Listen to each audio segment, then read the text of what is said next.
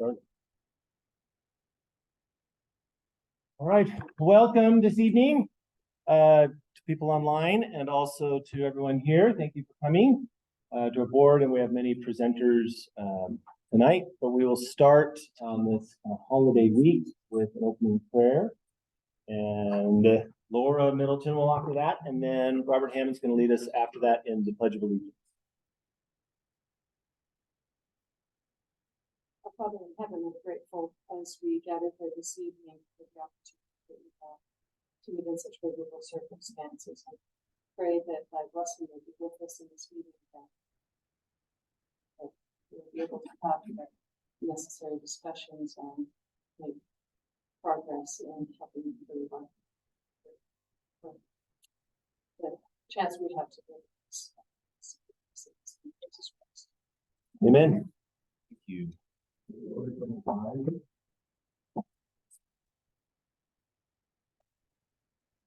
Pledge allegiance to the flag of the United States of America and to the republic for which it stands, one nation, under God, indivisible, with liberty and justice for all.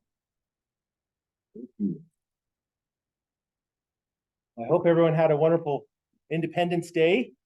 And there may be some in here that participated a lot in the Provo celebration of that. So thank you for all those who did that. The parade was awesome. There were lots of other great parts of that. But we will continue with a COP update. Is Officer Hutchinson? He's not. He gave here? us, let me share my screen. We're going to give a little update on his behalf. Yes. He apologizes. Okay, so get this.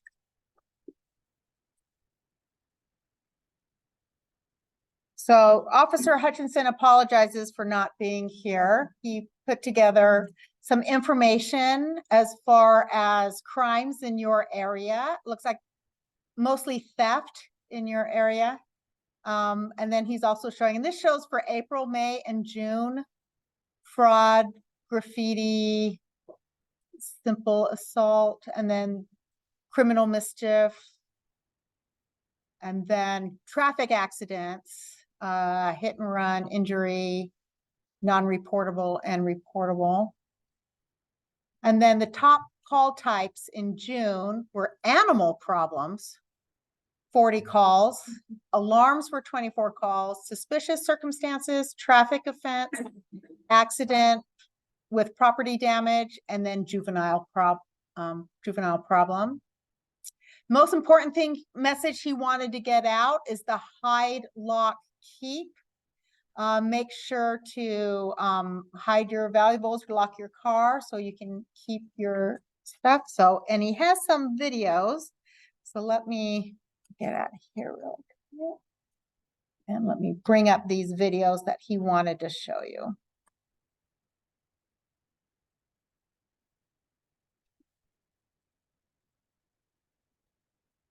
Let's see if it'll work. It's easy to get a thief in this neighborhood. People either not able to plain sight and their doors unlocked.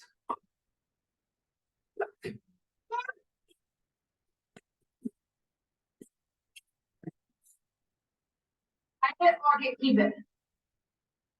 Be sure to lock your vehicle at all times. Don't leave any valuable items on display or in plain view in your vehicle. We want you guys to keep your property. Past year, Provo and University Departments investigated 292 vehicle burglaries. I did lock it, keep it. See something suspicious, say something.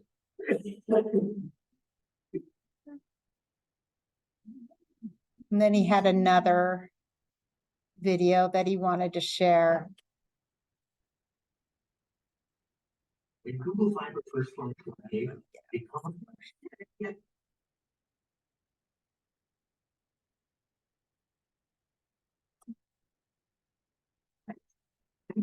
That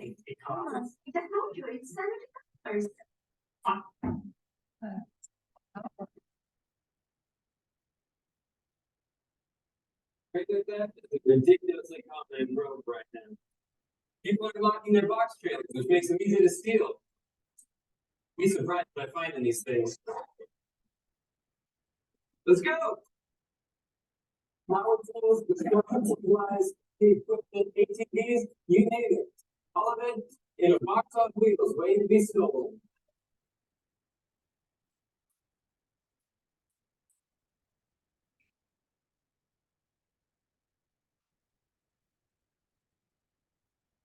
Theft is one of the most common crimes in Provo right now. However, it can be prevented. Putting on to this trailer, someone saw something suspicious and they gave us a call. I'm here to show you some things that can help prevent trailer theft. First and foremost, don't leave it parked on the street. Next, I recommend buying a hitch lock. This one only costs less than $25. The next line of defense is a wheel boot lock. This one costs less than $35. Lastly, a simple padlock on all the doors of the trailer goes a long way. These simple steps will help your trailer and its contents from being stolen. A small investment in costs will help protect a larger investment in your trailer.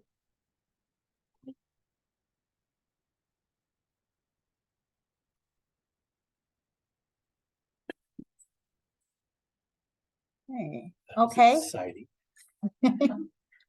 and that's it from the COP update. Thank you, Rachel, for filling in there. Will those be linked Yes. on the website? So these will be on the website and we'll also send them out in the newsletter. So make sure to subscribe to the newsletter. Perfect. Thank you. Let's see, John Bunderson is gonna talk to us about the trailhead improvements or progress, or I don't know. Yeah. I'm excited to hear. Good evening, I'm John Bunderson with the Provo Parks and Recreation Department as their project manager, and wanted to let District 1 know about an upcoming project with the Rock Canyon Trailhead improvements. We had a couple of years ago some volunteers that came out and helped us improve some of the hillside drainage and improve some of the trails. And trail improvements are going to be part of the upcoming improvements. So as I go through the details of it, it's going to start this fall and go through the winter months into next year for these improvements. And at the same time, Public Works has a pipeline project that'll be going through there as well. So there'll be two projects that'll be active through Rock Canyon Trailhead. Go ahead and go next slide. Go next slide. So this is the master plan document that was developed over the course of, I think, 3 years, and 2 years ago finalized.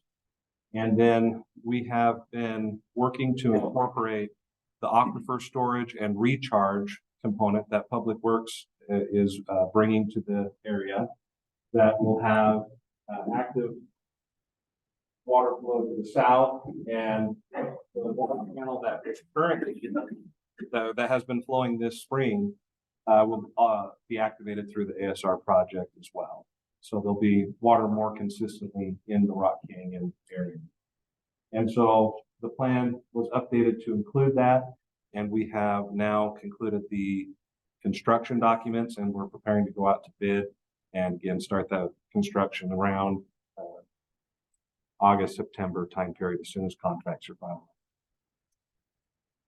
The project will start with improving a parking lot to the north first and allow public access into the trailhead or into the Rock Canyon area while the other improvements are taking place. So we'll start here, improve this, and then move to improve the existing parking lot and restrooms to the south. In addition to the roundabout there? Eventually, that is outside of the Parks and Recreation scope, and it will be eventually included with the Public Works improvements. Where I'm making the trails being added, we'll have 3 interpretive loops of trails added here to the south of the main Rock Canyon trail that goes into the canyon. And these will be easier access, great for younger children and school groups to come up and visit the canyon and learn more about the plants, the geology, and the animals that can be found in the Rock Canyon. And the other trail improvements will be to the Bonneville Shoreline Trail that runs north and south through the area and connects to the trailhead.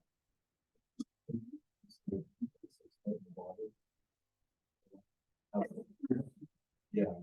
So Public Works is making an improvement for aquifer storage and recharge, which you've seen in maybe Riverview Park and some other parks in District 1.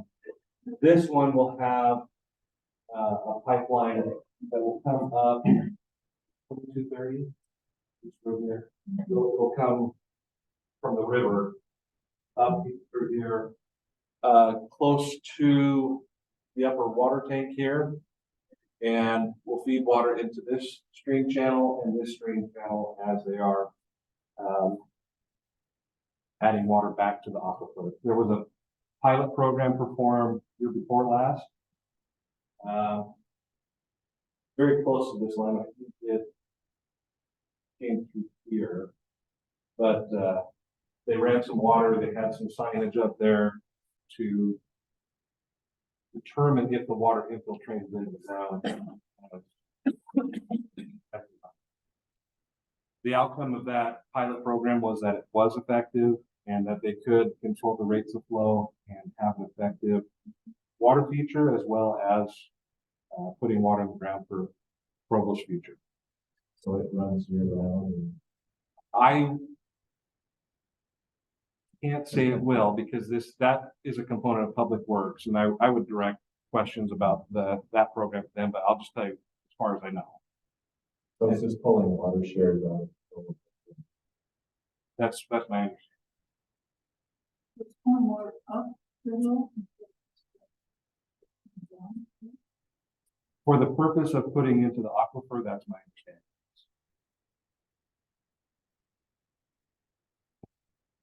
Yeah. I have a question about funding. Yes, Some project? it is not the total sum of the project, but it's the lion's share. We're estimating a little over 3 million.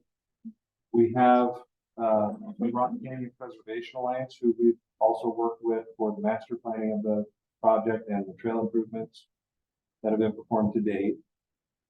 They are fundraising additional funds, and RAP tax funds will be combined with that to get us to the finish line of this. But there's certain funding sources available that this is an excellent candidate for.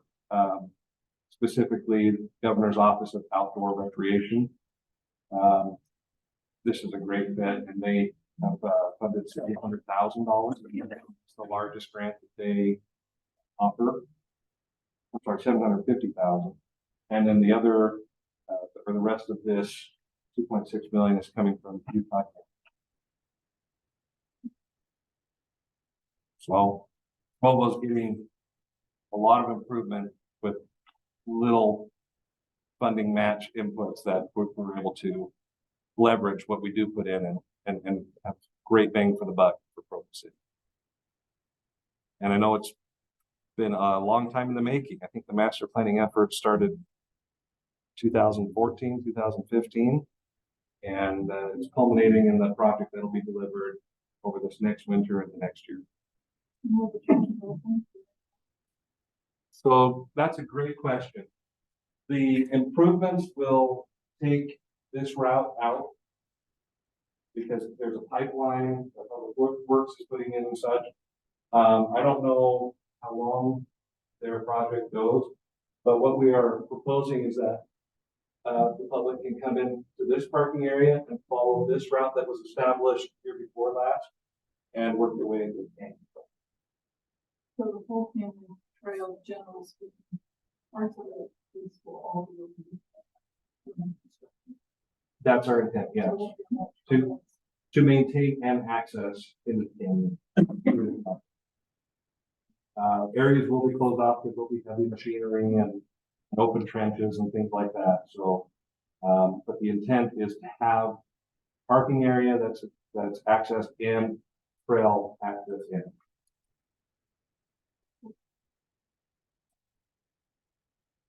Go next slide. The other exciting improvement is the restroom. updating that. It's following a similar footprint to Rock Canyon Park that's getting a current replacement right now, and then Rotary Park as well. And what this will bring that the current restroom doesn't have is higher capacity. The current restroom is actually a seasonal design that's been retrofitted to stay open through the winter, but not what I would say well. So this will be a year-round facility with the insulation and the water, low water use fixtures and things that are needed to accomplish that.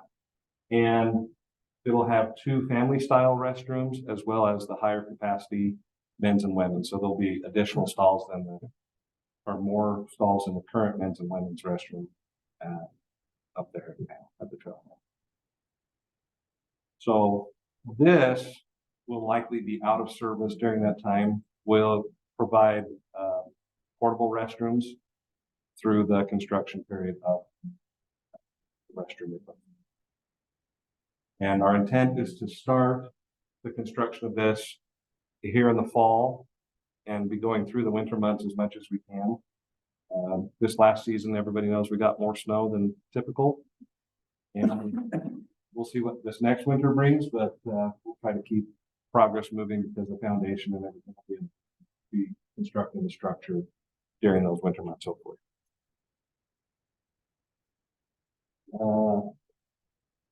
Yeah, I think that's is that the last slide? Yeah. Yeah.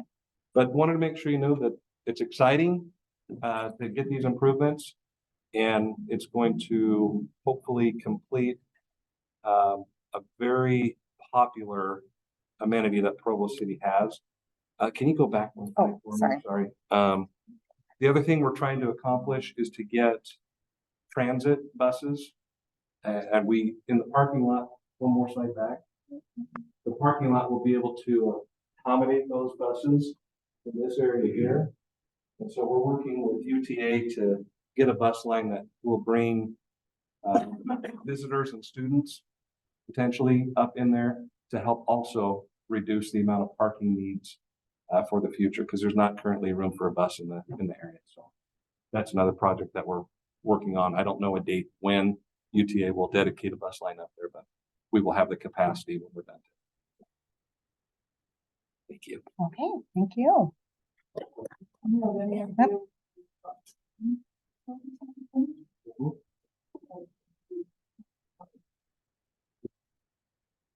The restroom replacement? Yeah. We're about a month and a half out at the earliest. 2 months at, I believe, at the limit. We'll have the removal of the remaining restroom that's just 100 feet to the north of the replacement restroom that's under construction, and some touch up of the landscape and things like that, but we should be operational there about it. I have another question about a different park. This park opportunity more that's currently in construction. When is that? Contractor is running behind on that.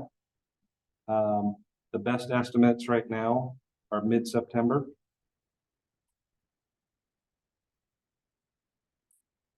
Minor question. The contractor finished, is there ever any incentive to finish on time? Yes. Yep. There's penalties if they're late? They're under penalty.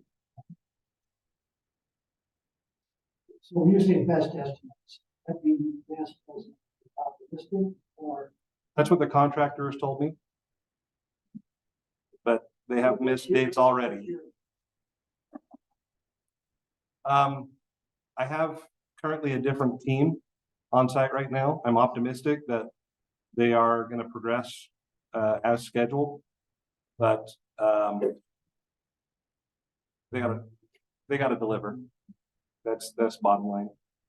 So they're not waiting on materials right now at this point. Everything is ordered and delivered to the site or in storage, ready to be delivered or installed. So it's really on the contractor's shoulders to put it together. What's the projected name of that? Quail Orchard Park. Thank you. John? Okay, so now the next item has been added to, and I don't know who's presenting on which. And we don't want to be here all night, so I'm going to ask those who are presenting to be efficient on what you present. But we'll start, I think it's Bryce Rolfe is going to start us off with recycling, and then Hannah Salzal, sorry, thank you, on sustainability. So Bryce. So, my name is Bryce Rolfe. I'm the sanitation manager for the city of Provo. I also run the compost yard and the recycling program for the city. So what I wanted to really touch on is a couple of things. First off, cost of recycling is going up. It goes up pretty steadily over the last few years. So I wanted to kind of touch on why that is. Recycling is a commodity. It's like anything else. It fluctuates with the market. Unfortunately, the cost has gone up for a number of factors. The value of the item, the commodities themselves have dropped, but the cost for sorting, the cost for transportation has continued to rise as well as everything else. So starting back on July 1st, our cost for recycling went to $140 per ton that we drop off at the transfer station. So it was $100 last year. It's gone up to $140. There was also, because of that, an increase in sanitation rates. That has a major reflect on the cost of recycling. So as I said, I wanted to talk a little bit about those costs and why those happen. To the next slide. Okay. You guys might have seen this here, the Super 6. This is what's on our website. This is essentially what we like to see in the recycle bins. The stuff that is recyclable, it's cardboard, your paper, food boxes, aluminum cans, steel cans. And when we say plastic containers, so here's an example of one. Generally, if it has a screw-on lid, it's recyclable. If it doesn't have a screw-on lid, if it has a peel-off piece of plastic on it, it's not going to be recyclable in most cases. So the only ones that are actually recyclable are 1 and 2. Can you go?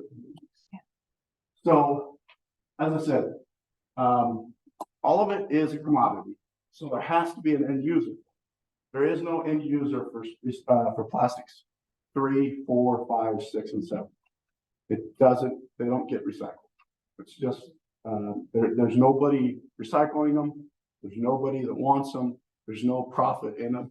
So they get started. In the recycling world, obviously we dump it, we collect it. It goes to a sorter. For us, the nearest sorter is Waste Management in Salt Lake City. There's 2 of them, both of them in Salt Lake City. One's Rocky Mountain Recycle, the other is Waste Management. One of our major costs is from here to here, right? So everything recycles really light, so you can't put a lot of them on a truck, and you're hauling it to Salt Lake. So to compare ourselves to Salt Lake, for instance, they can take us $60 off of their recycling rate just because the end sorter is right in their backyard. If they take it straight there, that saves them $65. We have to pay for transporting. That gets processed. Another disadvantage for us is most of the processors are outside of the United States. It's put on a ship. We have these beautiful mountains we live by, but the bad side of that is we're not close to a coast, which means to get to the ships, they have to go all the way to California. It's costly. So they'll get sent on ships generally to the past. It's always been China. Since 2017, that number has really increased. And now it goes to mostly Indonesia, Vietnam, Cambodia, and stuff like that. They're the ones that produce it, put it into a recyclable product and ship it back to us to use. So you look at the number of moves there, they all cost money. And therefore that cost, the transportation, for instance, from here to here, from here to here is fuel. And what have we seen in fuel costs? They keep on going up, which means our cost keeps on going up. The actual what we get paid for the commodity is going down while the cost to transport it goes up. So this is again what we want to see. Cardboard, mixed paper, natural, HDPE, that's recycled too. That's your shampoo bottles, detergent bottles, your laundry soap, softener, those bottles, we actually get a bit of money for it. And then, so your natural is your white material, and then colored is any of your colored material. One more. This is actually where I was wanting to get to. So this is comparison of May 21 to June 23. You notice that the cost of cardboard is $55 is what we get paid versus the $105 in May of 21. You look at the actual cost, the value, it's $83.23. Sorry, I don't have the value on this. The actual material sales is $53.52 versus $83 back here.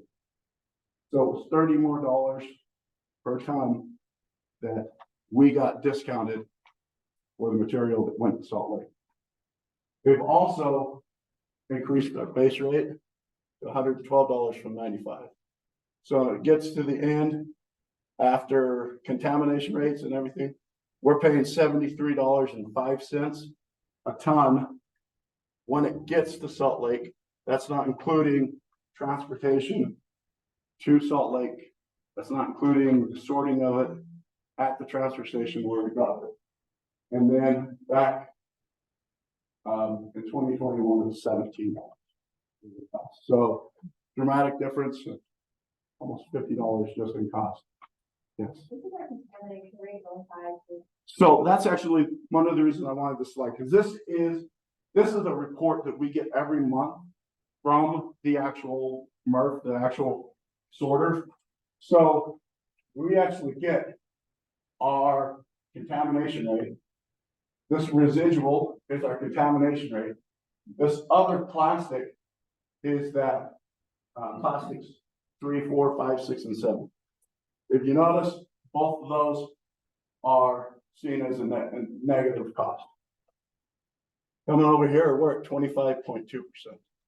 We've actually done a really good job of dropping the actual numbers. We've actually done a really good job of decreasing our overall contamination rate, even as our cost continues to go up. That's my main focus right now. I can't control the market rate. I can't control the cost of Salt Lake for fuel. What we can do in the city is we can bring these numbers, continue to bring these numbers down. If we hit a certain threshold, it's right now it's 15%, then this contamination charge, which is now $14, even though our contamination rate is at 25 here, we're paying a higher contamination rate at $14 than we were at 35%, at 34%, $6. So that contamination rate fee continues to rise. Right now it's 15%. We get below 15%, then the $14 goes away. That's an incentive for us to decrease the contamination. That's good. I'm the uneducated recycler. Yeah. I could really use some education. I don't know. That's actually my entire Good. rest of the presentation. So there is a flyer. I would encourage you guys to grab it back on the table. This is a list of, let me go to the next slide. So this is a list of the things, this is the list of the things that we don't want, right? The number one, the worst offender is plastic bags. Okay.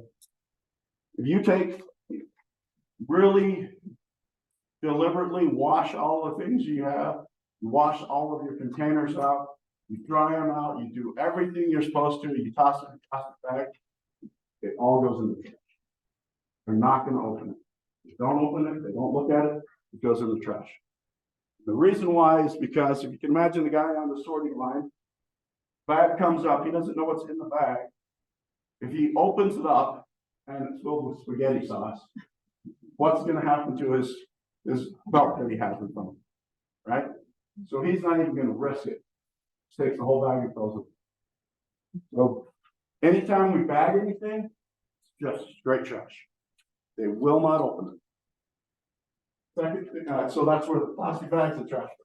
The other reason the plastic bags are really bad is because they get in the gears and in the cogs of the machinery, and they get bound up. So every day in between the shifts, they have to shut down the machinery and spend an hour to 2 hours cutting plastic bags out of the gears of the machine. It costs millions of dollars a year to cut those bags out, which comes back to us in the cost of our commodity. Glass containers. Glass, when it shatters, embeds in everything around, right? The truck is compacting it.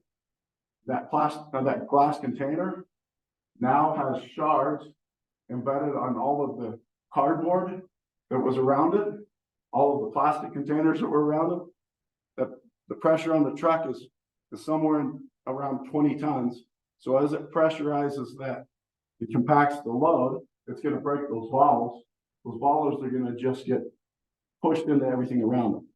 Now that cardboard box is no longer valuable. It's now actually a liability to the guys on the store. The glass containers do need to remove the lids.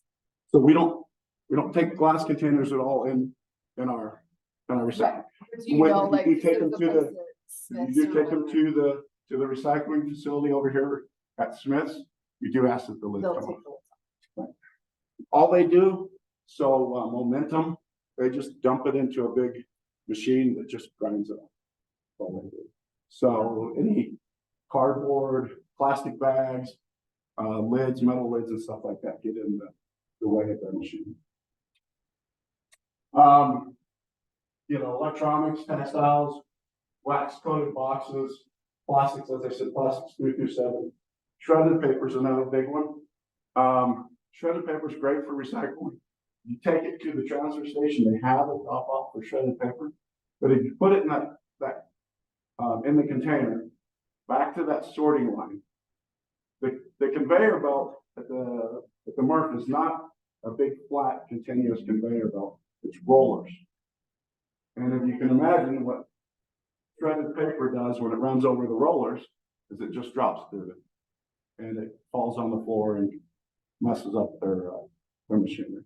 So they don't like shredded paper, they want it taken out. So if we have shredded documents, it's the one exception to the plastic bag. We don't want it in the. We have. You can take it to the dump. Don't put it in your recycle bin because again, if it's in the plastic bag, they're going to throw it out. If it's not in plastic bag, it's in the aluminum foil, trays, high tins. This is a big area that's been yes or no for a long time. They've asked us to not. The reason why is because a lot of people really go into a lot of detail, clean up the material. A lot of people don't, right? And for them, it's such a small amount of their income or of the material that's coming in, but it affects so much of the rest of the material. if there's oil, if there's spaghetti sauce on it, something like that. It affects everything around. So they just ask to not have that.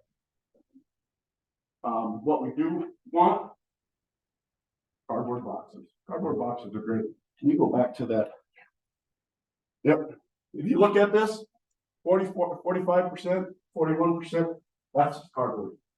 That's the major thing that they get. Doesn't pay very well, but that's the majority of what goes in the recycling. Amazon delivery package. White welcome. Mixed paper is the second largest. Neither of them generate a lot. You look at them, they don't generate a lot of income, but they're bulky, they're light. Personally, I love putting the boxes in them because that's something that doesn't go in my black bin. Gives me a lot more space in my black bin for trash. So when you talk about the Amazon box, what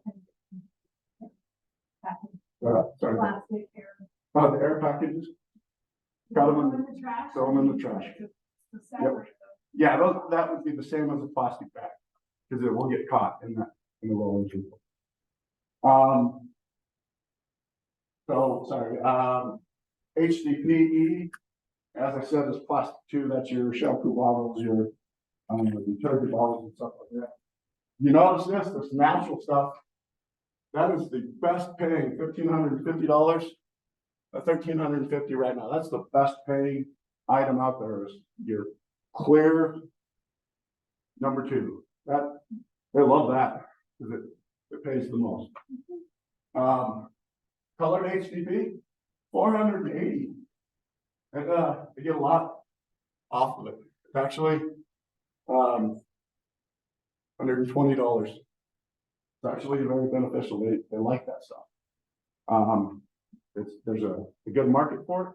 They can sell it. PET number 1. That's the milk jugs, water bottles, still aluminum cans, still 10 aluminum cans. Aluminum is great. They love that stuff. But the other plastic, so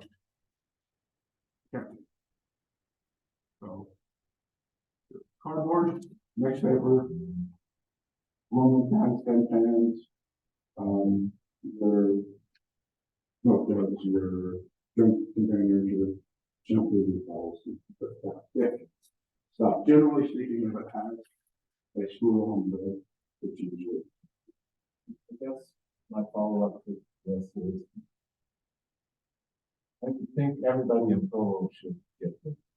We do try and get it out as much as possible. It is on our website. Through the utility newsletter, if this was attached, I guess I've been waiting for it because my kids come and tell me what I'm doing wrong. When we do our recycling, when we do our recycling process, something that we can definitely put out. We can attach this to our. We'll go on. I think even a little juice one might be pleased with. Yeah. Would be great. It's channel 17. Yeah. Anyway. So no, I appreciate that. And that's. So your liquid soap and so on, screw on? Yeah. How clean do those have to be? That's a great question. They like them to be clean, but if you've ever been to a MRF, the funniest thing is to see this compressed, just block of plastic, and it is oozing different colors of detergents and shampoos and softeners and stuff like that. They all have different colors. Your Tide and stuff that's blue, and your softener that's green. It just oozes out. They still take it. So they're not going to throw it out just because it has some material in it. They do like it, but don't have to go to extreme lengths to clean that up. What percentage of addresses have a recycling bin? So there are about 19,500 addresses that we do with black can that we service with our black cans, and about 11,000 blue cans. So roughly just short of 60%. And is the cost to recycle just being allocated to those who have the blue cans? So right now there is a small amount. If you do take if you have a black can and you get a blue can, you get the $2 savings off of the black can. That $2 is, does come from the black can to the blue can. Other than that, the cost is essentially what's on the blue can. Or more than half addresses have the recycling. Yeah. bin. Just about 56% people have. So, we'd like to get that higher, but I understand right now with costs going up, that's not reasonable for everybody to have. That's something that we're working on. I'm constantly trying to improve that cost. Something we work on. That's why we're trying to push this so that we can decrease some of those costs, so that we can make it more available. The one thing I did want to get by though is there has always been a mentality. We have the recycle bins at Kiwanis Park. We have some down by our compost yard. We ask commercial businesses not to dump there. A lot of the time I'll go up there and I'll tell somebody, hey, look, can't do this commercial business here. And I get this answer that, well, you guys are making a ton of money on this. I'm just helping you out. Well, it's not free. It costs us $30,000 a year to pick up at Kiwanis Park and down here at the compost yard. So in the past, when there were 25 cities doing recycling, great. There was a ton of money in it. Now that every city does it, there's more commodity than there is end use. I mean, at some point, it's costing us more than burning fuel to move stuff around the world and store it on this. If it's some product, recycle, it's coming out. What are we gonna burn to move? That's a good question. Is there a fair amount on that? I can't tell you that. I can't tell you the answer. My general feeling on it is, as long as the cost that's being allocated to people that want the product, those people that want to recycle, if they're paying the cost, then I'm willing to provide the service.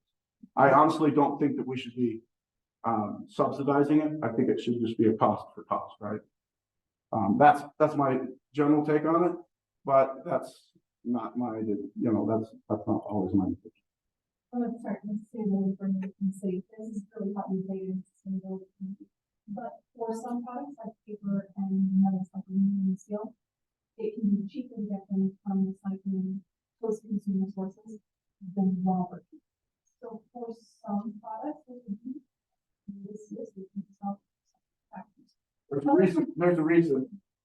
a reason colored HTP and natural HTP bring in so much, because that is your oil-based, that's oil-based product. And when you look at it, they pay really good because there's not enough of them going out. What's the chance of you setting it up on top? Add another train. Add another train on It's a good question. Unfortunately, we don't control how it gets transported up to Salt Lake. So what we are only part of that cost. So I'm not actually responsible for transporting from here up to Salt Lake. That's done by the district, so they do not all solid waste district. And so they are a separate entity. So yeah, it would be a great idea. Personally, I don't think it necessarily just would go on that. I think they should take the transfer station to the plant. I think they should be change up. Kind of along those lines, I've had people say to me, don't bother, because they just take the truck out to the transfer station. It really is a transfer station. Correct. There is a section there for recycle, and there's a section of trash. There is crossover contamination right now. They're building a new transfer station, when the new transfer station is built, there will be no processing. But even with that contamination, we're still at 25%. And we also track the numbers. They also track the numbers of what they receive in compared to what they take out. And they have to be, the board requires that they're within 1%. So they can't just toss it and say, hey, look, you know, we're saving some money. Guess I'm gonna come full circle and be repetitive. But as a user, I'd probably be able to cut down transferring about a third of my stuff I put in my container if I knew better. I just think that number could, the community, if we knew what we were putting in there, we could cut back to 30. You've done a great job, but I think, Yeah. I just know me, I'm throwing, just reading this, only a third of what I'm putting in there should go. Well, if you think about this, we pay $34 a ton for that material, and then it has to go to the landfill. But not only that, we're paying $65 a ton for the transfer Right. up there. So we actually pay $140 a ton for trash that should go in the landfill at $38. I think it'd be well worth the city really educating, and not just once, but maybe a couple times a year. No, I agree with you. Okay. Hannah's shaking her head over there because that's what we are. That's what we're We working need to on. move, we need to move on. Thank you so much. That was awesome. And I think Hannah's ready to go. And then we still have a few more on this item, but we need to be a little more efficient if we're gonna be done by 8 o'clock. So Hannah, floor is yours. That's why I wanted Bryce to go first, because this is a fascinating topic. People always have a bunch of questions. My focus here is just to connect you with other resources and websites you can check out in your own time. Have questions, my contact info is on half of them. I've got business cards, I'll leave on the back table. Feel free to reach out to me after the meeting, but hopefully this is an ongoing updated thing.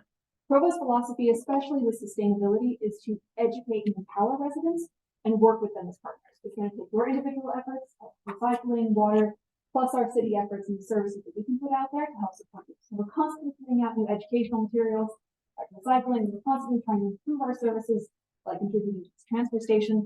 But that means that anything that I say right now might be outdated in the next couple of months because we'll have new information. So I'm just going to show you where we're putting the information out so you know where to be checking for updates. Like I said before, if you have questions or concerns about anything, feel free to reach out to me. I could talk about this all day. I love it. See the next one. So these are going to be in the meeting notes. Every underlined header is hyperlinked to the website. You can also access with the QR code if you want to pull out your phone. And I did it on my computer screen to try it out. It works. So you will have all of these resources in the meeting notes as well. I'll just go through some of the biggest ones I want to highlight with you. Open the sustainability one. Okay. You can click on the link there on PDF or go back to your pages. Either way. Okay. So when I hear this all one, I think I'm just jump up here and rush right into the topic. I'm the sustainability coordinator for the city. I'm also one of the long range planners. This is our hub nexus for all things sustainability in Provo.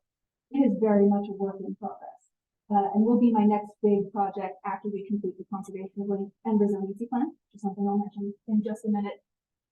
This will connect you to what the other departments are doing. When this is done, we're going to have sections for water, air quality, all the resources that you want, not just from Provo City departments and their work, but also from our other community partners. You see, like right here, Super 6 in the bin. If you scroll down a little bit, we've also got sustainability reports for the last few years from our Citizens Sustainability Committee. They do a really good summary of Provo City and community efforts every year. Highly encourage checking out those documents and a little bit more. If you just want to, we don't even need to go to all of these pages. Do you want to scroll up to the top of this page? Under departments, this is where you can find this page and all the others. Development services, that's what houses sustainability, down below sustainability. We'll branch off to preserving Provo and 1,000 Trees initiatives. I'll hit preserving Provo really fast if you want to click on that. Preservingprovo.com, you don't have to remember the big URL up there. Also, again, linked in the PDF. This is a monthly newsletter for sustainability. Each month is a different topic. We've got recycling coming up in a couple months. Really excited for that one. Hopefully we can put together some good materials for it.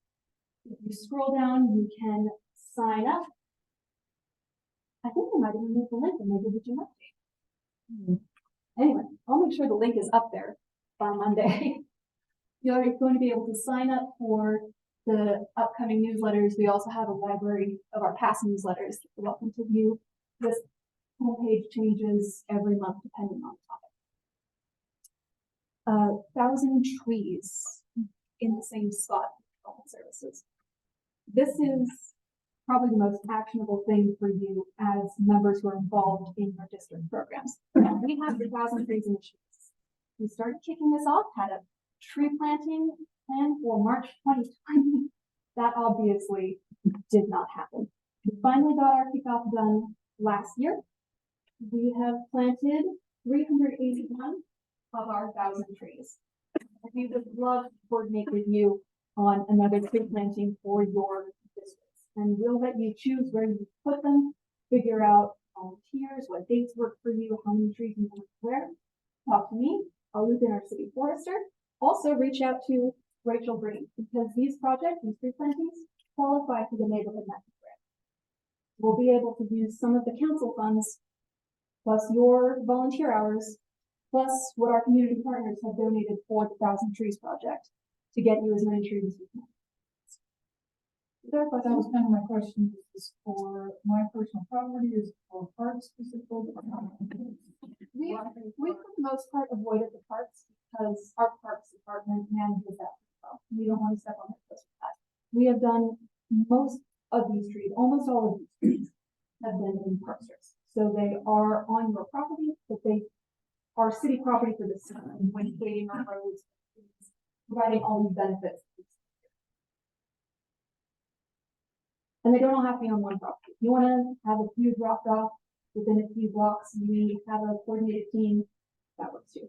One thing to be aware of, because we want these trees to survive and because our summers are getting hotter and drier, we're not planting small saplings. We're planting decent caliber trees, yay diameter in the trunk, which means we have to dig a hole.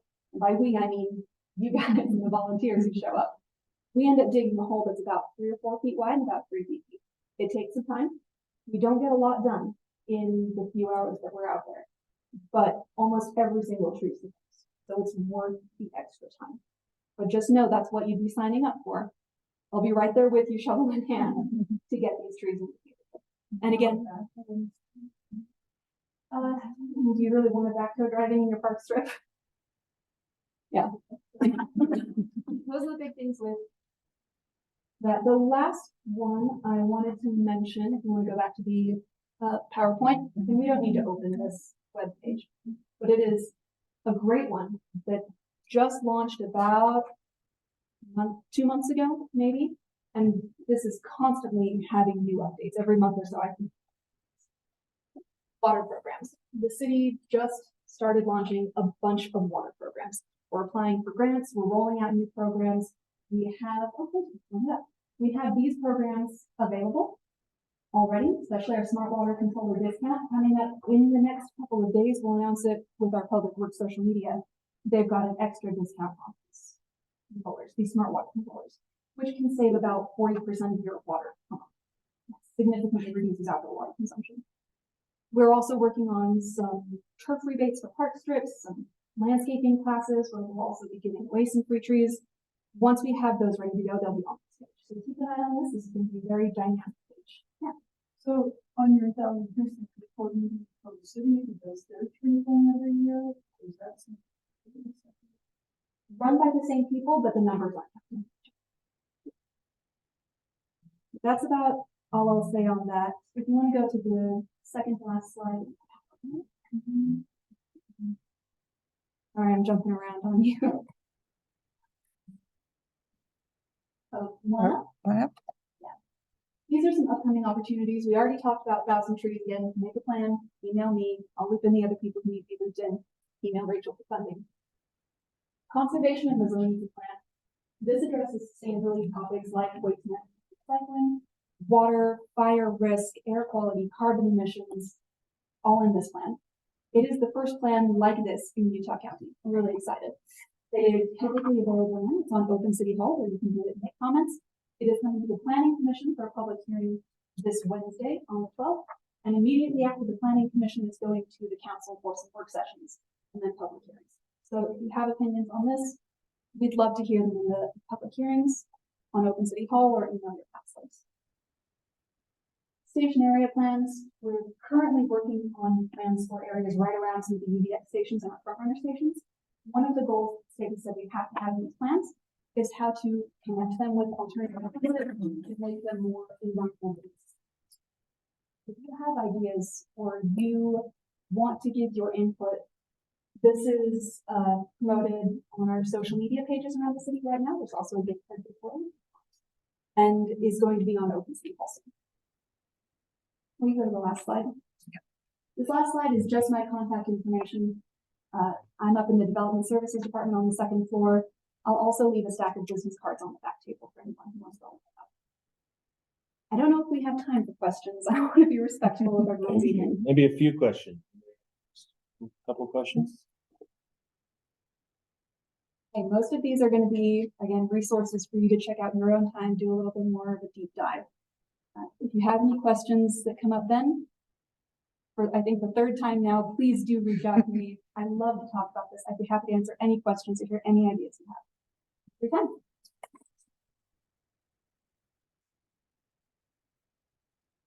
Thank you, Hannah. So that looks like we hit a whole bunch of the next topics, right? Preserving Provo 1,000 trees, Right. water So that's all efficiency. good. Right. Okay.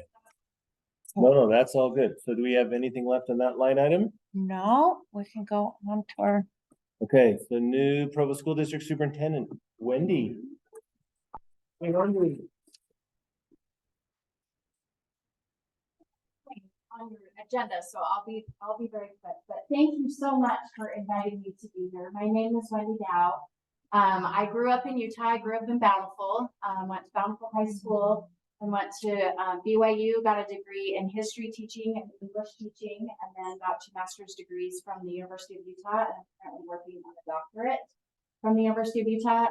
Actually really working on superintendent and school board relations and making sure that we're providing the best education for kids. I have wanted to be a teacher since I was like 4 years old. I remember like lining up my dolls, and my mom bought me a little chalkboard and just trying to, I just loved what was happening in the classroom, and I loved school as a child. And I was really fortunate to have amazing teachers. And I think one of the things I've loved since I've been appointed the superintendent is just going out to the schools and already starting to meet a lot of the individuals that work in Provo City School District and have amazing schools here. So one of the big tasks that we have is making sure that everybody knows how great our schools are and how hard our teachers are working. And I'm just really excited to serve the Provo community. So I'm happy to answer any questions, but I don't want to take too much time. So, but whatever you would like, just thank you so much. Please reach out if you have any questions. If you need anything, my door is always open. I am here to serve you guys. Yes. Can you put your contact? Yes, please. oh, Yeah. Yeah. I would be happy to send it to you. So, great. So, thank you. Appreciate it. Any other questions? We probably aren't going to get Wendy every time. So if there, this is maybe our chance to ask some questions or get to know her. What do you see as your biggest challenge? Right now, if you're going to ask teachers, attendance and engagement of students is the biggest challenge. Kids are not going to school at the rate that they used to be going, and just trying to turn that back around and see the value of school and making sure that we're making it relevant for them. It's important. Question. Other questions? Where were you before coming to Great Provo? question. I was in the school district, so I was been a middle school principal and a high school principal, and then I was in federal programs dealing with Title I, Title III, so helping low income students, multilingual students. And I taught for 17 years at Davis High School in Davis School District. Taught U.S. history there.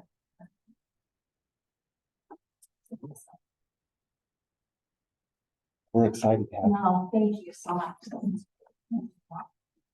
Great response. Any questions? always got questions and things to say.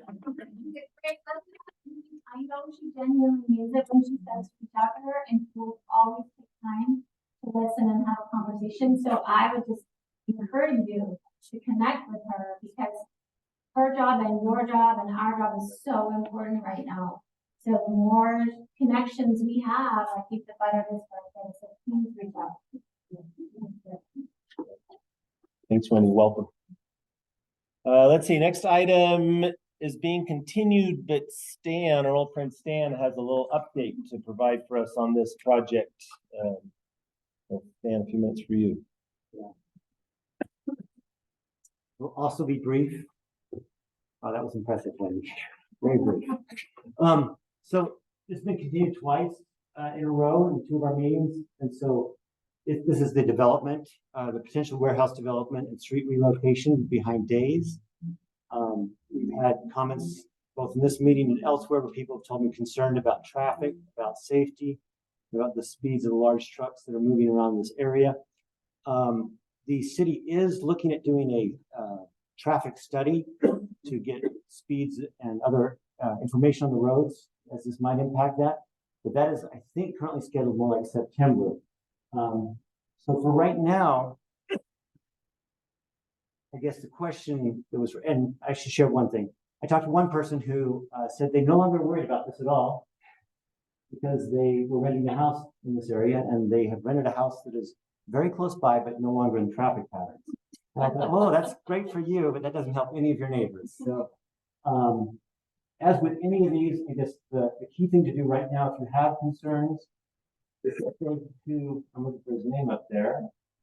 Yeah. Dwight, Dustin Wright.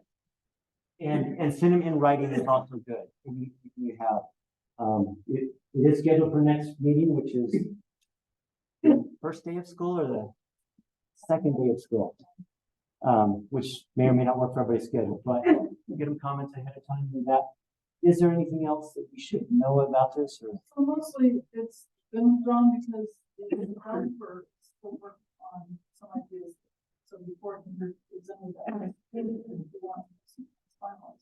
So if you have concerns that you just foresee happening, since you don't know exactly what's being developed, you can send what your possible concerns are to Dustin.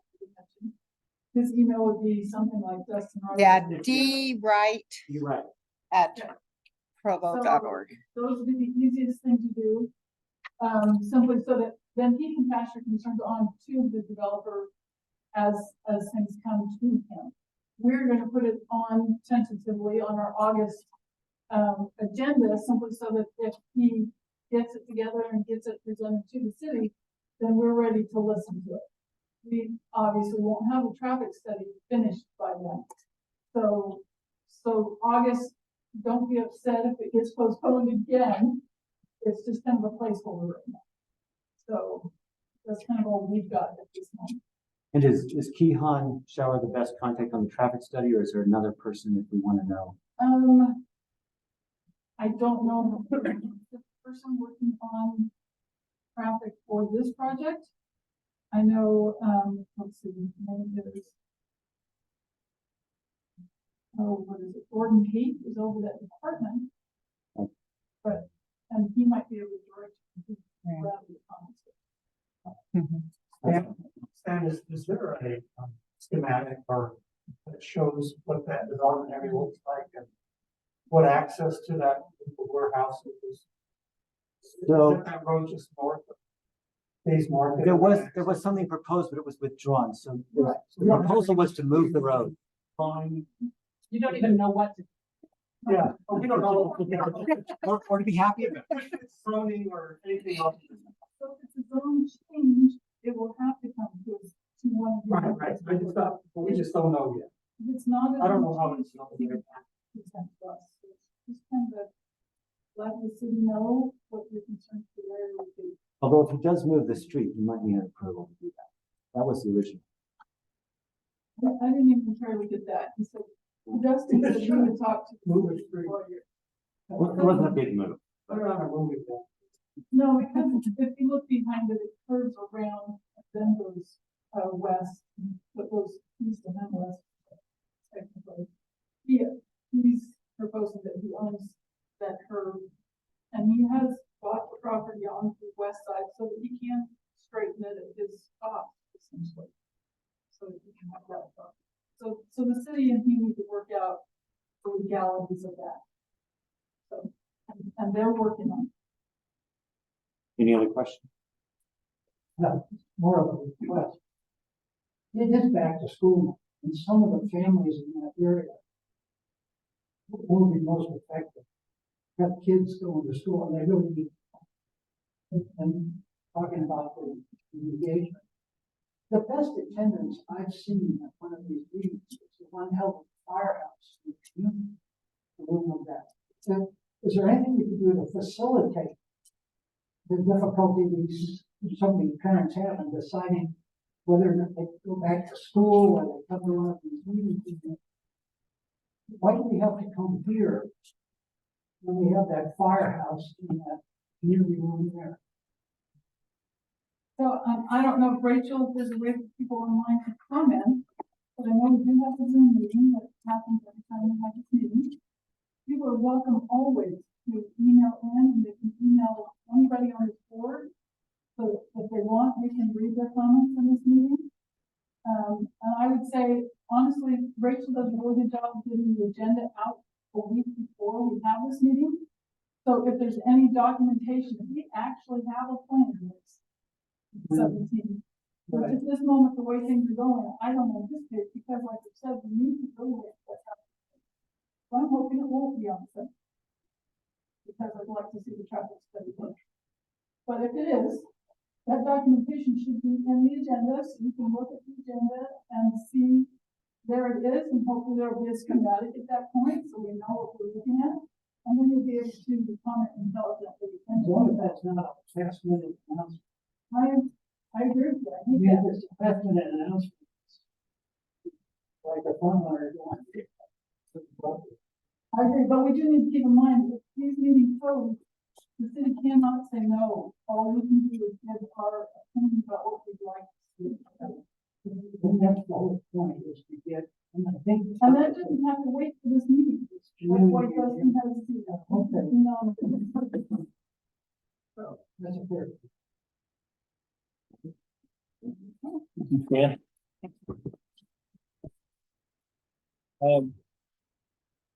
So it's always good to have Stan with us. He's on a leave of absence from our board, so thank you for being here, Stan. So we're going to proceed with public comment.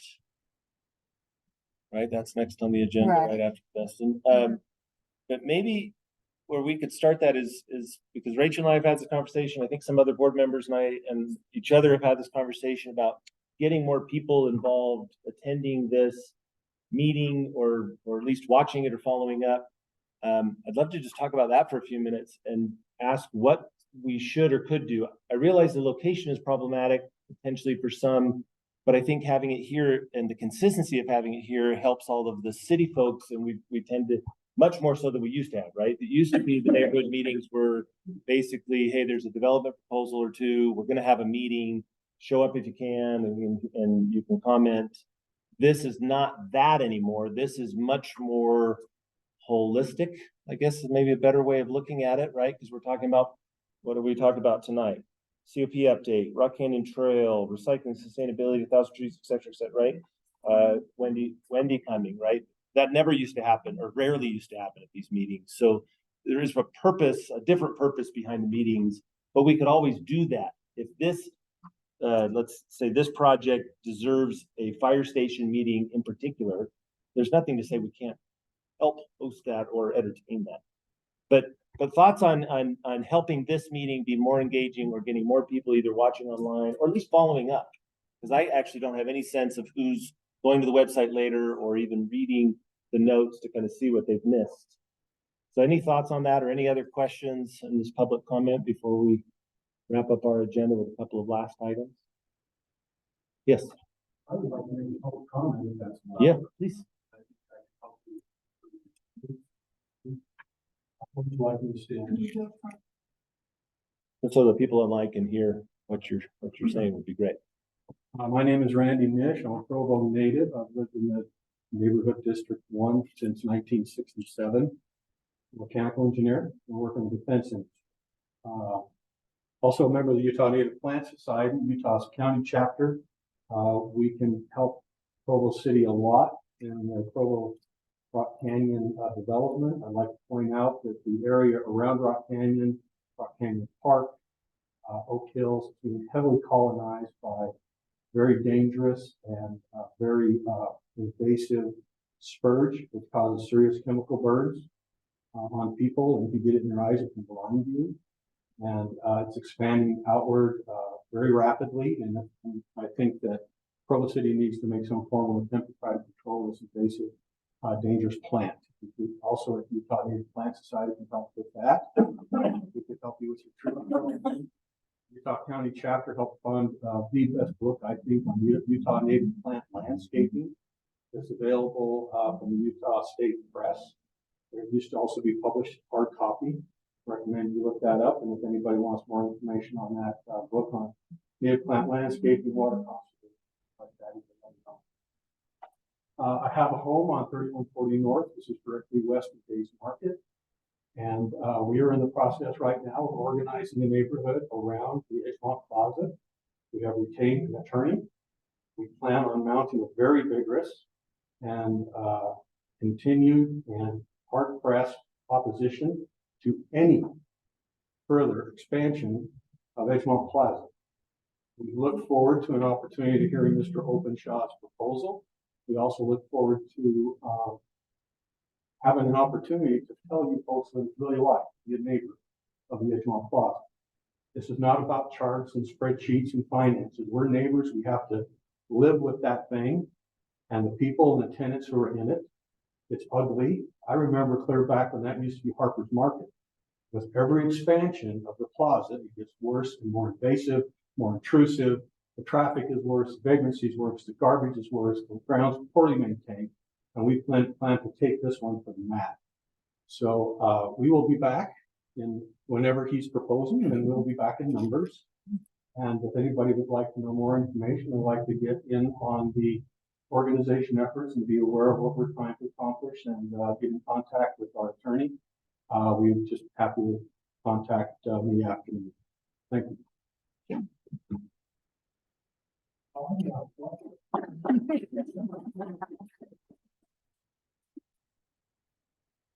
Other questions, comments? Laura, I think you had your hand up earlier for Bryce and we kind of cut that off, but if you still have that question. Okay. Dan, really quick thing. They should be able to give us how many people hang the website. We can get that down. We should know how much community engagement we're getting electronically. The second one is before they had this program, they had a program where this developments they could do door hangers and stuff within a certain radius. They thought with electronics, they may not do that in the future. They're not doing that now, as I understand it. That may need to come back in place. But people who hear about stuff, simplest directives on their door or something saying, hey, we're building something next door. Just two high-level thoughts.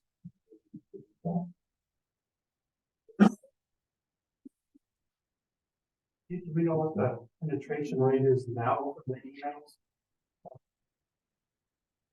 We relate to that. We know how many emails. Right. Yeah, like I send a newsletter out a few days before the meeting and then also about a week after the meeting to District 1, everyone that has signed up for District 1, which is about 200 people. And we get about 60% of them open it. It's only 200 though. Yeah, that's we're not, and that's, I didn't know we were talking about. yeah. Right, we're. I see the agenda. I want to hear.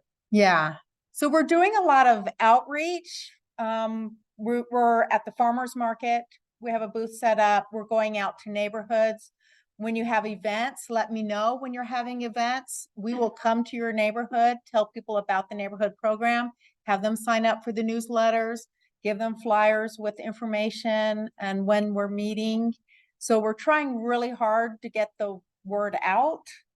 We're just not getting a lot of people signing up. Question. When this was first formed, I sent all of my emails. You know, were those then Yes. incorporated into that? Yes, So they didn't have to sign up. correct.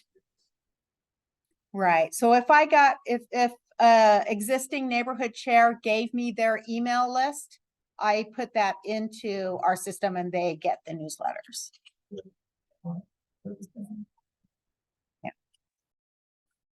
But there's still this kind of push-pull issue, right? She can push on our behalf, right, to whoever's willing. But then neighbors actually have to pull it in to their life in some way, either their eyeballs on Facebook or however they get this, or they need to go search for it. It's probably unrealistic to think we're going to pack this room every time, right? Unless there's something really bad, generally, right? That's usually how that kind of works. Yeah, we're not doing free giveaways, but we do want people to know and understand. I mean, just think about the recycling. Like Bob's bringing up, everybody needs to know that they're putting the wrong stuff in, right? In fact, I don't even know how I figured it out. It must have been about a year ago. Something told me, stop putting recycling in a trash bag in the recycling. So now I actually save trash bags because now I'm not dumping a trash bag every night. I'm just unloading, those bottles in. So there's an evolution that we just need to push out, but people also need to pull it to them. And some of that's education. Counselor McKay had a question.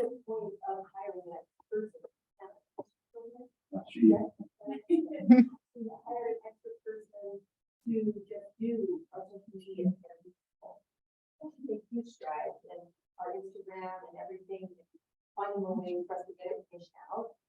So we did make a priority on another person just for that purpose, because it was too much for Rachel. We're supposed to focus on doing that. And with the papers that we use them the board, but like you're so correct.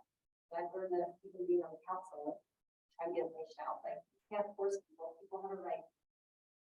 Yes, and recycling, we put it in the what we don't have stuff like we put video on it because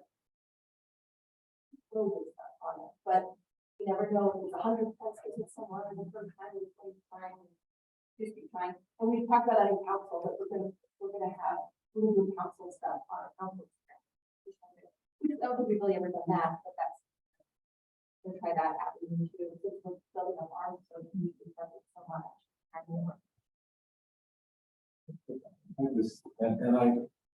The only reason I brought that up, like in the mailing, because a lot of us, I'm still a paper guy. I don't go on to the city website. No, the mailer is huge, and so that's like the mailer part. But and so like it happens every so often, like the regular and that's why we even put the post out. How much is it for the out with mailers? It was $12,000. $12,000 every neighborhood, even every house. Once a year we do that. Like, when this is our culture, how to website, how to everything. That 12,000 is worth it because there are people who never reach to go through that. There may be an opportunity to opt in to other. I'm sure most people interact with the utility, what portion of the Provo city. And if there's somewhere to, opt in, check a box, yes, I opt in to receive emails. Is that been done? Yeah. Okay. I just think of all the places people touch. I think the city can touch. That was like. Mm-hmm. All right. I still want to put it in.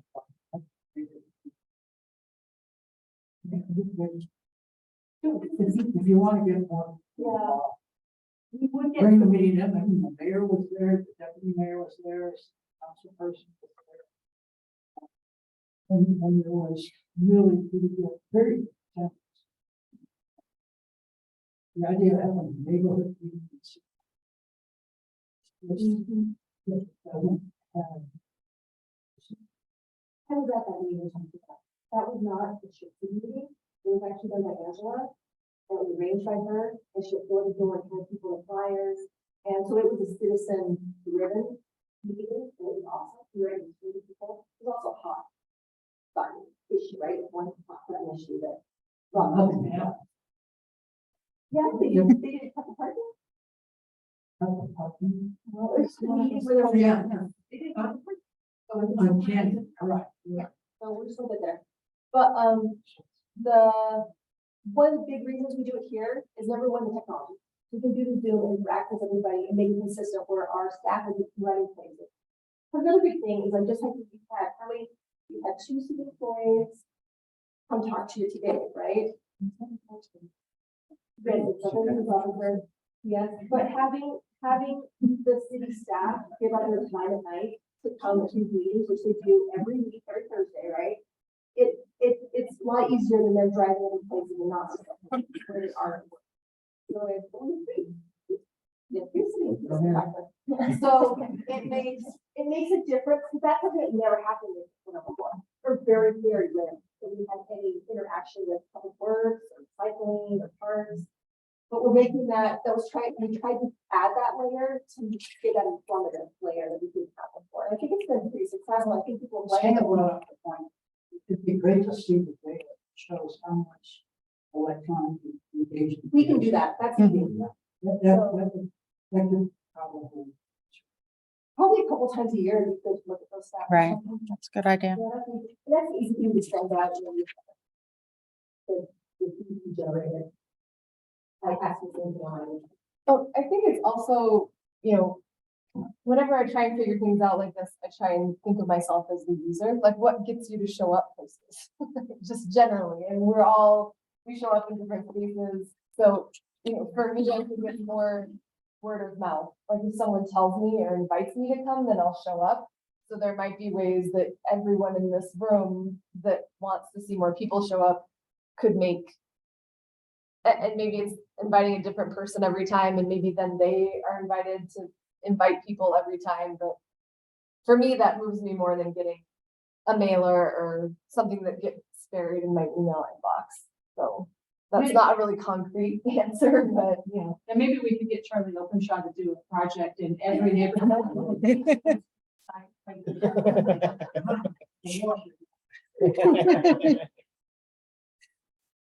Well, that's a good discussion, lots to think about. Thank you for being here. This actually plays into one of our last topics here, which is the website that Rachel's gonna show some updates. Okay, let me share my screen quick. And then is Provo Library? Provo Library is here. Perfect. You're on deck.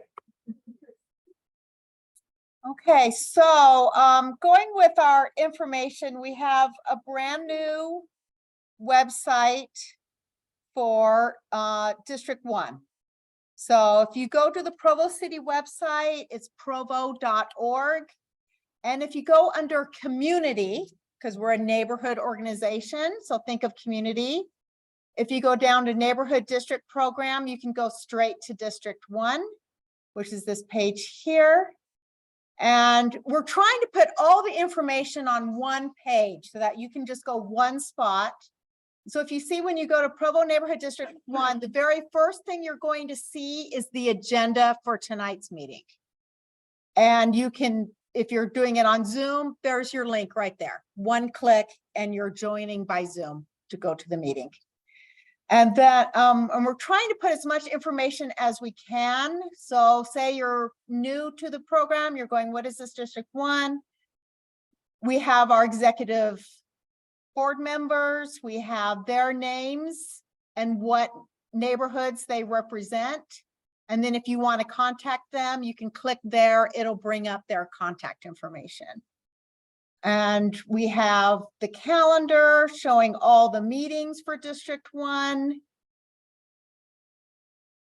And then if you are on social media, on Facebook, that's where we put a lot of information. You just click there, it'll take you to the Facebook page. It'll also, each neighborhood has their own little unofficial Facebook page that's just run by residents, not the city. And so you can see what's going on in your neighborhood there. This is kind of exciting. You can see the matching grant progress. So currently Neighborhood District 1 has one matching grant application going on. It's in the North Timpview neighborhood. Marie McFarland is running it. It gives you kind of where we're at. So right now, the matching grant award letter has been completed and signed. The project has not been completed and the matching funds have not been allocated. So we're waiting on that. And then this just gives you information about the matching grant program. If you want to know what's going on in your neighborhood as far as development, you open up this one that says proposed development projects. You can see a spreadsheet of developments in your neighborhood. It'll tell you where they're at in the progress, what are the next steps. We get also one for citywide. You want to see what's going on citywide. We have a map that will show you every planning application and building permit in Provo, and you can just click on it. It'll tell you what they're doing.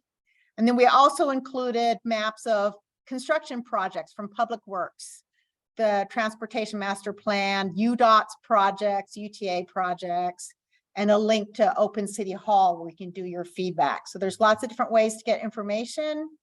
With the community-oriented policing, it says right here, Officer Hutchinson is the one assigned to us. We have his contact information and the individual officers for each neighborhood. You can see that. And then our last thing is subscribe to emails from your neighborhood District 1 chair. Those are those newsletters that go out.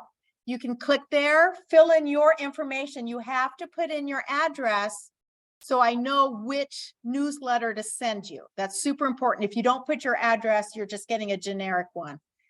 But it'll give you information. And we have, if you're saying, I don't know if I want to get these newsletters, we have all the past ones for the year. You can kind of see what they look like, give you an idea, see if it's something that's worth for you to do. So again, before every meeting and after every meeting, I send out a newsletter. We also have the quarterly district program newsletters that just talks about the program as a whole. And then we also have the city council newsletters that you can sign up for. I also put down a little description of what's in the newsletter. Like this one's talking about Legacy Village and sandbags, stuff like that. And then down here, that's our calendar. And when you click on the date for Neighborhood District 1, it brings up the agenda. It'll also, if you're wondering what's going to go on Planning Commission, it'll bring up that meeting's agenda. And other meetings, city council, you can see that agenda and see if there's meetings that you're interested in going to. So that's our new website, and we're hoping it'll give out a lot of information in one spot. And we're hoping you'll get the word out on that, letting your friends and neighbors know that that's where they can get information on this. Also, if you find information on, if you're like, Rachel, you're missing this kind of information, we'd really like this, or we don't really like this, or this is confusing, let me know. Most of what we do, especially our big spreadsheet of development, came because of District 1 board members giving me their direction as far as what they want. So let me know the information you want to hear and I'll put it on there. Give Rachel a big round of applause for all her work. Not just on the website, but so much of the things that we enjoy are because she's helping us do it right. So thank you, Rachel, for that. Last but not least. Take the best for latter. About the parking social that we announced last time. Last meeting, we announced a project for our district. It was going to happen July 15th. That's tentative. Watch the website. We will get it published, but we're thinking about changing the dates and other things. So don't go to the website. We'll get you informed. Okay, cool. All right, hello, I'm Mariah. I am from the Provo Library. I'm an outreach librarian. I'm one of two. My partner Desert couldn't make it tonight. But what we do as outreach librarians is we just go out into the community and do whatever we can to connect with people and connect them to library services. So you may have seen the outreach van that we drive around. Big, beautiful orange and green van. I actually have it parked out in the roundabout, so if you stay and we can go on a field trip at the very end of this. You'll get a free book for your kids or your grandkids. And I have some stickers and flyers as well that you can take. But as outreach librarians, we go to like assisted living centers, teen centers, daycares, preschools, senior center. We go to the farmers market. We do information booths at various events throughout the town. Oh my goodness, my next thing on here is what's happening at the library. And I just went through like July and the first week of August, and I wrote down so many cool things, but we don't have time to like for me to tell you about all of them. So please go to the calendar on the Provo Library website and just check out all the awesome things that are coming up. I'll just highlight two really quickly. On August 4th, we have a romance author panel coming up. It's 22 authors that are all going to be there. It's going to be awesome. And then Brandon Mole is also coming on August 8th to promote the Babel Haven cookbook, which is really exciting. Now I don't know what entail, but yeah, so check that out. If you're at the point in the summer when you're like, I don't know how to entertain my kids or my grandkids, just go to the library. There are always things happening. Especially right now, we have the summer reading program going on, and it's not just for kids. Adults can participate and get prizes as well. And then we always have throughout the summer like self-guided programs, so you can just show up and do these programs on your own time. On your own, they're not like at a specific time. There are some cool library things that you may not know about. We have a basement creative lab where you can rent like GoPros, cameras. You can schedule a time to do a virtual reality experience. You can record a podcast. You can do studio time and film things there. We also rent out video games and board games, and we have free escape rooms. We have Libby, so if you're using Audible, I mean, Audible is great, but you could be getting it for free if you're using Libby. Canopy is also a free streaming service to stream movies through your library account. One of my favorite things is Creative Bug. It's this awesome database of like craft tutorials. I'm learning how to crochet using Creative Bug.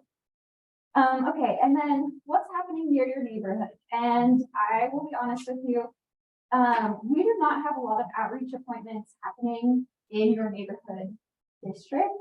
So if you have ideas for things that we could do to get out into the community, we would love to hear them. I know like you guys are kind of farther away from the library, and like the Lakeview area is as well. And we have gone to the Lakeview Park and we bring different books, and people can come check out library books just at the park. So if that's something you're interested in, please let me know, and let me know where you'd like us to go, because we need ideas for that section of the city. So please contact me. And then we also have story trails going on right now. So story trails are like little snippets of stories on like yard signs throughout the park. So right now they're at Carterville and Kiwanis Park, and you just walk around the park and read the story as you go. So you get to read and exercise at the same time. But for your district, the Rock Canyon Story Trail will be starting July 17th, and that will go for 2 weeks. So you can go check that. And then we also do stories in the park during the summer. This is at 10 a.m. and the park rotates every weekday. And unfortunately, we also don't have stories in the park in your neighborhood district. The closest we have is Lions Park on Mondays, or Kiwanis Park on Thursdays at 10 a.m. And then again, this is at Kiwanis Park, but we're doing the Pioneer Day Extravaganza on July 22nd. We're participating in that, so we'll have a fun activity and a library information booth there as well. So like I said, please contact me. We love to get out and work with people in our community. So if you have an idea for a partnership or some way we can better serve you in your neighborhood, please contact me. I am a little bit new to this position, So I brought my boss's business cards and she can forward anything on to me, that is relevant. So yeah, or if you want to talk to me, get my email, that works too. And with that, I'm gonna head out to the van this way. You can come join me out there. I'll have books, stickers. You can come take a tour of the van and come see how amazing it is. And yeah, if you have any questions, you can also meet me out there.